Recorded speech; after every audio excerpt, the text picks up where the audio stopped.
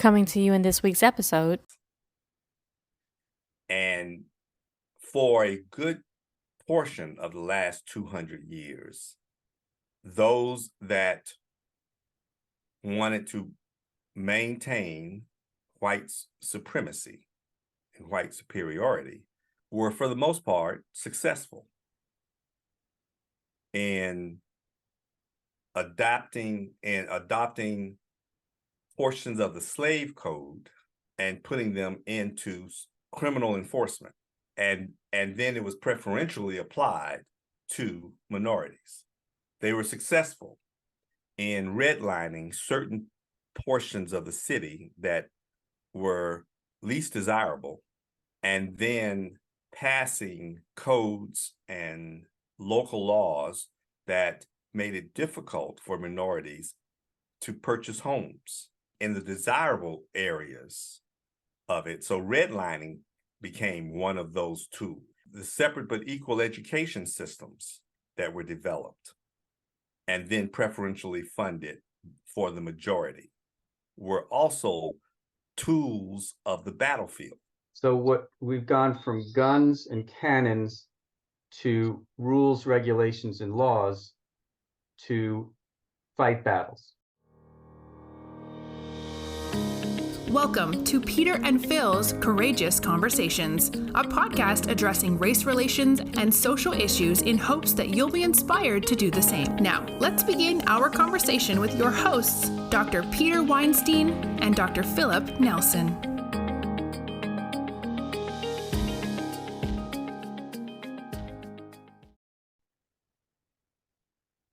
Well, Dr. Nelson, here we are again for our courageous conversation. It's always a pleasure to sit here and chew the fat, mull things over, bounce things around. Thank you to Nationwide for your support in our discussions, and thank you to all our listeners and the listeners to whom they have referred to us on Spotify and Apple and other podcast platforms. The world is our oyster. Where do we want to go with it today? No, well, good morning, Peter, and hope you had a good week. The pictures that you sent back from Africa were phenomenal. I can't wait to hear more about that trip.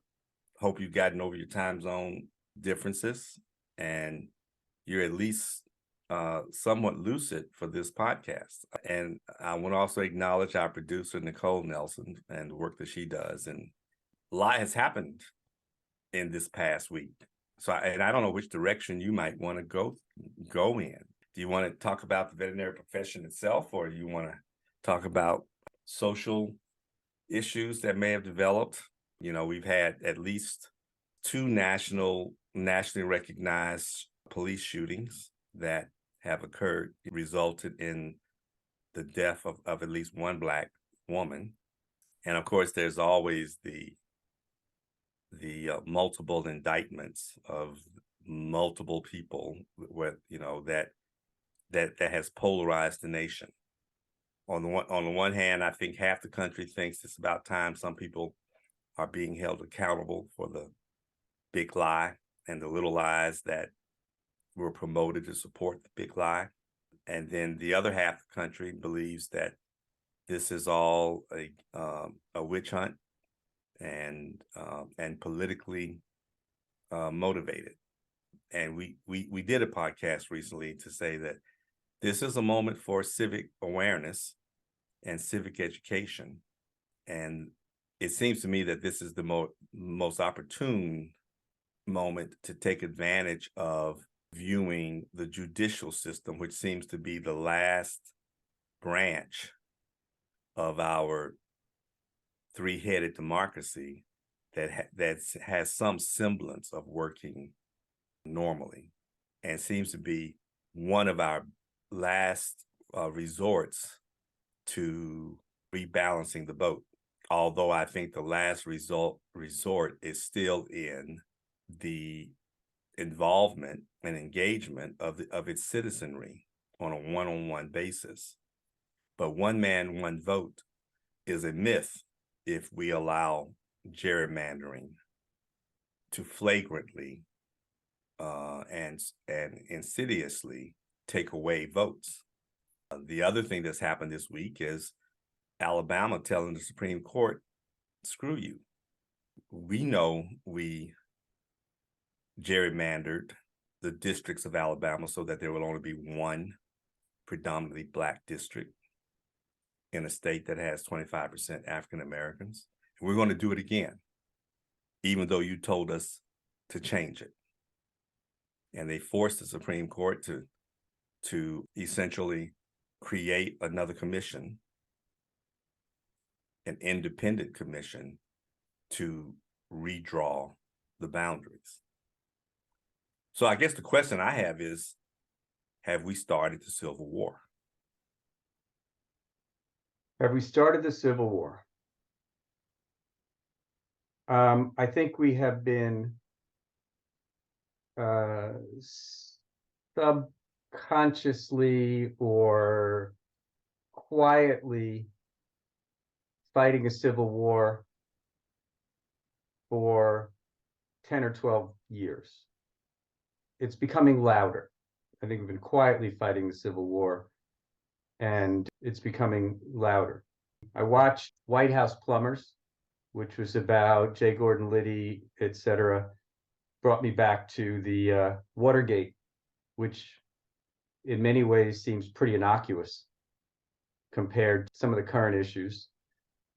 And then there's a show on Apple TV about 1971 and how music influenced the world in 1971. It talked about a lot of the different things that went on in 1971 and the ongoing racism and the treatment of artists in 1971 as well. So I keep going back and saying we haven't come very far in many things, but I do think we're living through another civil war. We are not calling it that, but it feels that way.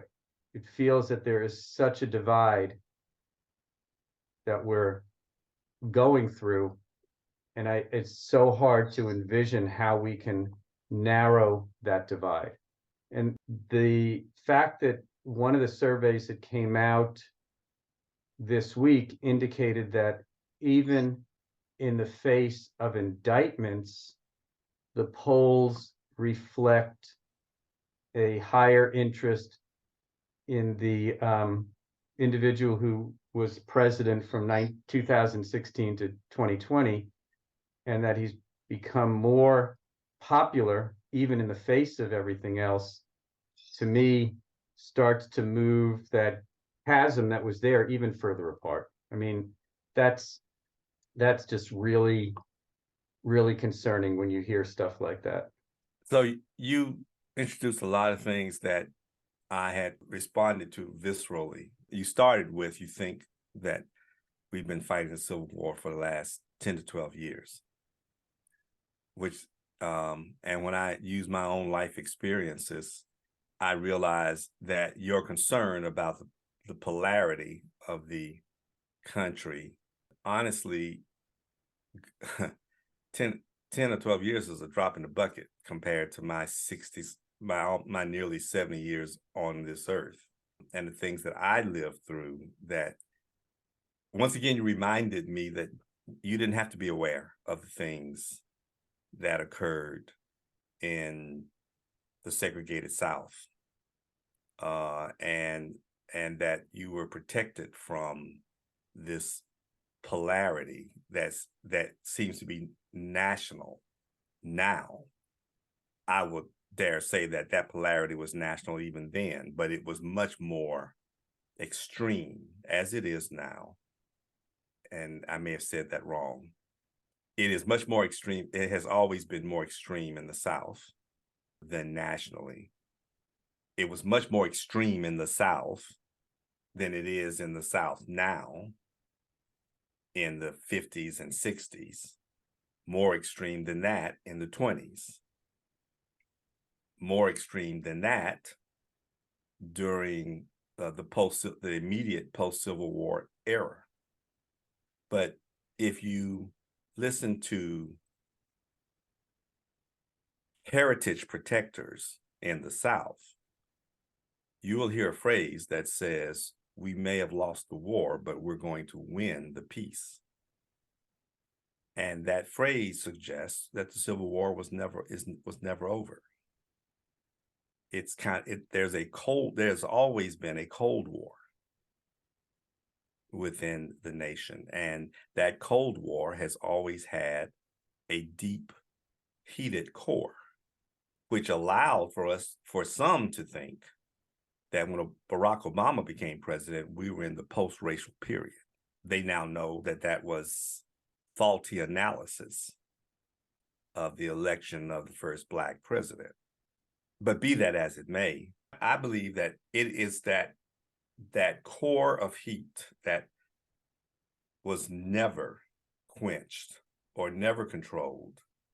It just went into secret clusters, and coals and the embers were kept going by people who refused to relinquish their views of superiority. There are plenty of episodes in America's history where our views of a coalescing democracy was just simply wrong. We have always had this type of incivility throughout our history. But we tended to elect officials who learned how to disagree civilly in order to pass legislations and not give in to the incivil gut reactions of tit for tat. That broke apart, and it wasn't just the far right. When Mitch McConnell decided to change customs in the Senate and introduced reasons that had never been used before, like, let's wait until after the election before we decide on the Supreme Court justices. Let's hold all nominations for Supreme Court justices until this Black president is no longer president, for a social reason. Those are the things that added fuel to the fire. And now everybody feels as if there are no rules anymore. And you're putz if you try to follow them or if you instill them. And that gives everybody free range to be unfair. You know, I remember a time when I was watching the first half of the Boulder, Nebraska, the Colorado Buffalo and Nebraska football game this morning. And I remember the time when a Black coach of a major football team or a Black coach of a historically Black football team might play a historically white football team, when we had to worry about the referees in football or basketball erroneously applying penalties to the Black team if the team seemed to be on par or winning the game. And I was watching this game realizing that at least in sports, that doesn't seem to be a problem anymore. The game was being called equitably as referees can call a game when you have rabid fans on both sides, you know. But it wasn't about race. But if Deion Sanders had become a thing as a coach back in the 60s, he would have to fight that as well, you know. Unfortunately, that has moved into politics. And so we have states like Texas and Alabama and Florida and North Carolina gerrymandering willfully because they're no longer being monitored by the federal government. And they're gerrymandering in order to retain power for a minority party. That's just like saying you can't use half your team to play, or shortening the football field when you have the ball and listening it when I have the ball. If I'm hearing you correctly, and this is for me to understand, you're suggesting that there's a feeling that although on paper, and I can't even say history books because God knows that keeps getting rewritten, that on paper a civil war was ended in the 1860s with a peace settlement at Appomattox, that war really has never ended. And that there's been embers that have been kept alive for the last 160 years or so, waiting for different fuel to bring them forth. And that there are people who still tending to those embers, waiting for the opportunity to create a new environment where a civil war could flare up again. Am I hearing that? Is that what I interpreted? You're almost on point. You're right if you're talking about the emotional state Right. of war. Right. What changed at Appomattox was the battlefield. Right. The war never stopped. The battlefield moved from geography to politics, and to politics and policies. And for a good portion of the last 200 years, those that wanted to maintain white supremacy and white superiority were, for the most part, successful in adopting portions of the slave code and putting them into criminal enforcement. And then it was preferentially applied to minorities.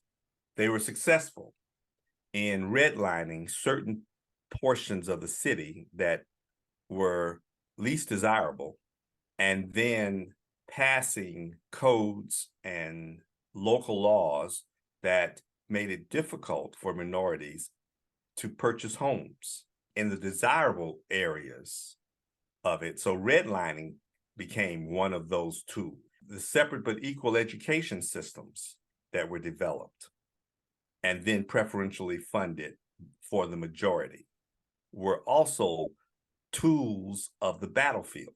So what we've gone from guns and cannons to rules, regulations, and laws to fight battles. Yes. And then as we gradually began to unveil the obvious unfairness of these practices, and as we began to reverse and level the playing field, the people who have been growing those embers, who have always been willing to fight if need be, are now seeing a greater and greater reason to go back to the battlefield if necessary. So the fight of wokeness, the fight of reverse discrimination, the fight against affirmative action, the fight against race preference in order to address past discriminatory practices, the fight against reparations, all of those things, if they don't work, the end result is always the bullet. So when we first started having these conversations, I commented that from my position, it felt like we were one step forward, two steps back when it came to the issues of racism and prejudice, etc. Now, you explained to me that I could feel that way from my position of white privilege, but that from your standpoint, that there had been positive changes, especially because the ability to vote and other things had all occurred in the last 60 years or so. But what I'm also hearing from you is that you're also recognizing that there are efforts to go backwards.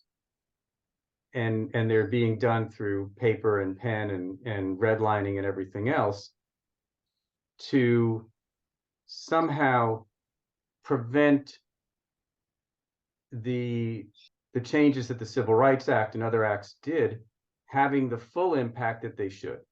I may be off by suggesting we're going backwards, but I'm not totally off by suggesting that there are efforts to prevent us from going forward. So it's complicated, isn't it? Yeah. No kidding. Yes. I had this conversation with my partner that during the fishing trip. Now I'm going to rephrase what I think I heard you say as tactfully as you could. Yes, we did have a conversation in a previous podcast where you were frustrated at the fact that we are still here. And I'm not sure if it was in the George Floyd podcast or if it was in another one, but you were very emotional and you felt that it wasn't working. You didn't understand. And the passion with which you expressed it was more than one step forward, two steps back. It was more, we're still here. But in that statement, you seem to say you actually said we haven't moved at all. We haven't changed at all.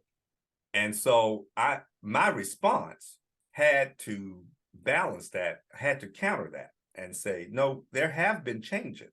But that doesn't mean that I'm so naive that I don't know that there are people who are still here. There's a difference between the status, the African-American population, by the status changes, the economic status changes, the political status changes, the social status changes that have occurred, and the social desires of white supremacists that have not changed. And what I was trying to point out was that there have been changes. I did not want such a bleak picture that you had described to stand without acknowledging that we have had our victories, that there has been social evolution in America. I didn't mean to paint a Disney-esque picture, though, about those changes, or to suggest that there wasn't continued efforts to return us to the past or to reassert the acts that we fought so hard to get off of our shoulders. And I do believe in that discussion, I said so, but it is difficult when you're so disappointed in the actions of people that reflect a blatant superiority to the point that you believe that you have the authority and the power to just shoot a person. One of the best dichotomies I can think of. So first of all, America is a gun culture. We have a strong gun culture, and everybody's heard why we think we should have guns and why we need guns, etc. I don't want to get into that. Let's just accept that we have a strong gun culture.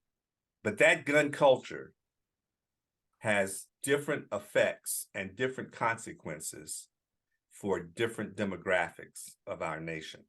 And I was noticing one day, I watch FBI International and FBI something else. They have 3 series of FBIs. And I am amazed at how quickly they will pull a gun out in order to control a situation. And I'm calling out those 3 shows because I'm appalled to see an agent pull a gun when there's no gun on the other side. And the threat of the gun is used to force the individual to subject to the order.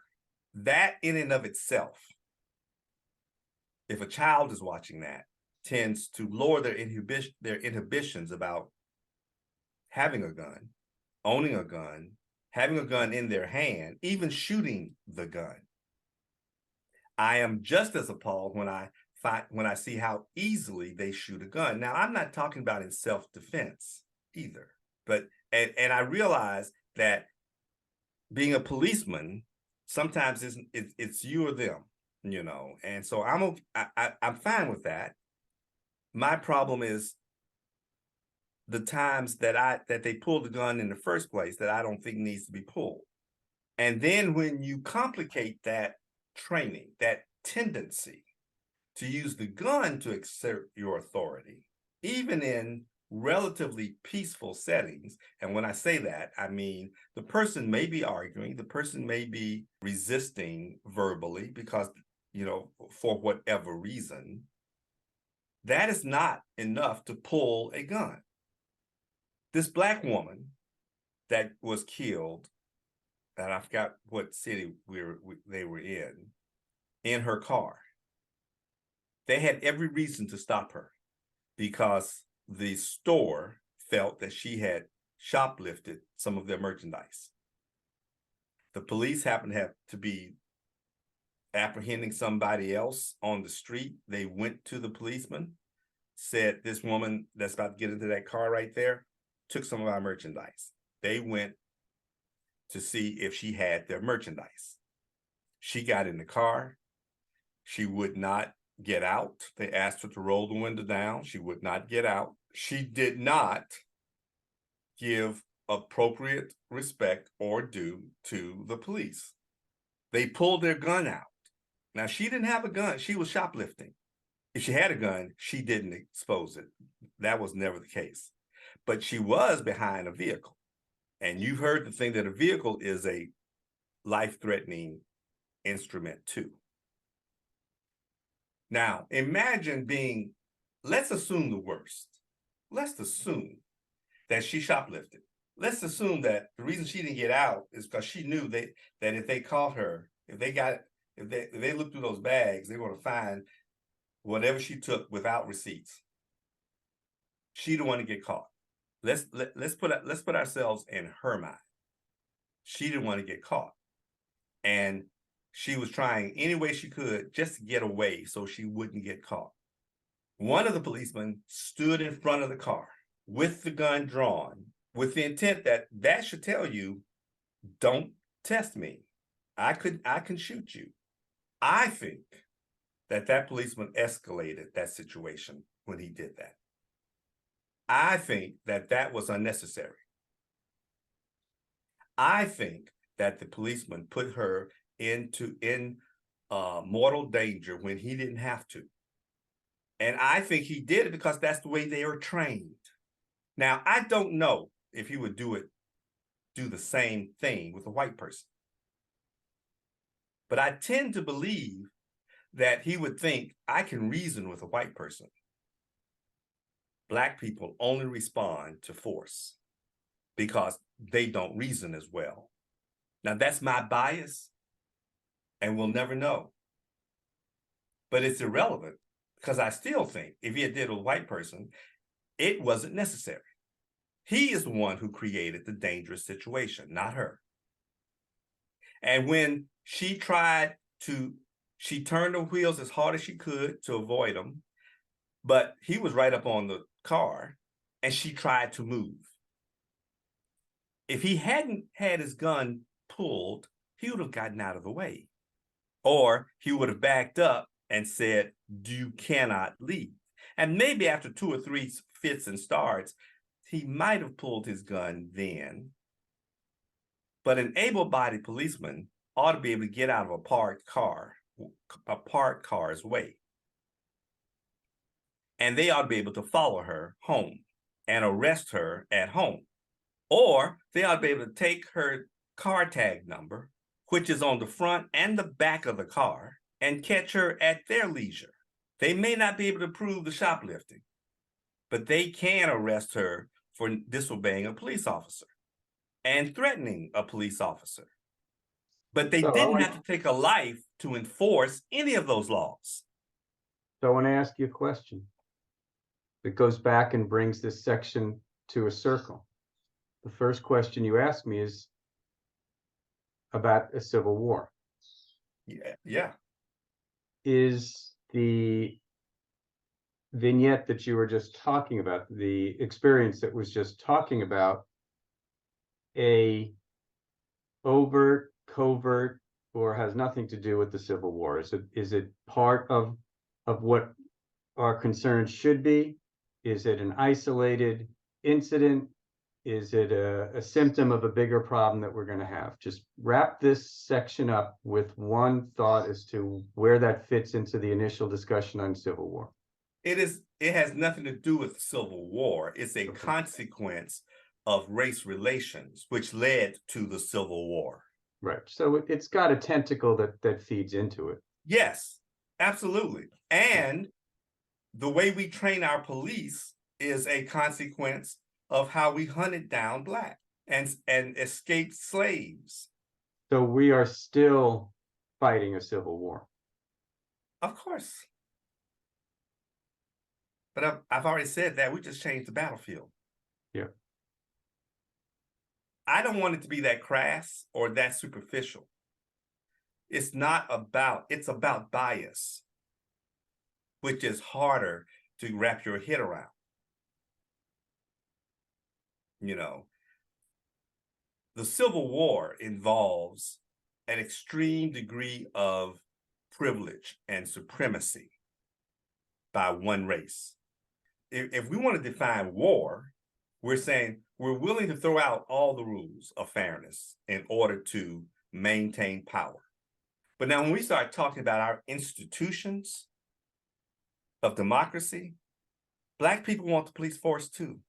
But how the police act and enforce the law is affected by their views on race relations. And their training comes out of, well, first of all, the laws that are being enforced. Many of those laws come out of slavery. Many of the laws that we have that particularly affect the Black population come out of slave codes. And we have white supremacists that tend to promote the supervillain that is always thought of as being Black. This murderer from Brazil that is on the loose in Pennsylvania, at first blush, at any blush, he's white. You'd probably have to hear him speak before you knew he was Hispanic. And if he doesn't speak, he would probably be treated as a white criminal, a dangerous one, but a white criminal. He's dangerous because he got out and he was convicted for murder. So they're going to pull the gun on him regardless. He's broken into houses, he's stolen backpacks, he's stolen food, but he hadn't killed anybody else since he's broken out. But I would predict that if he starts speaking with a Hispanic accent, his treatment will become worse. So let's hold that thought, and we'll continue it in our next segment. But I do have some concerns about where we are, where we were, and where we're headed, and we'll talk about that in part 2. Okay. Thank you, Phil. Thank you, Nationwide. And when we come back, I want to hear your responses. Okay.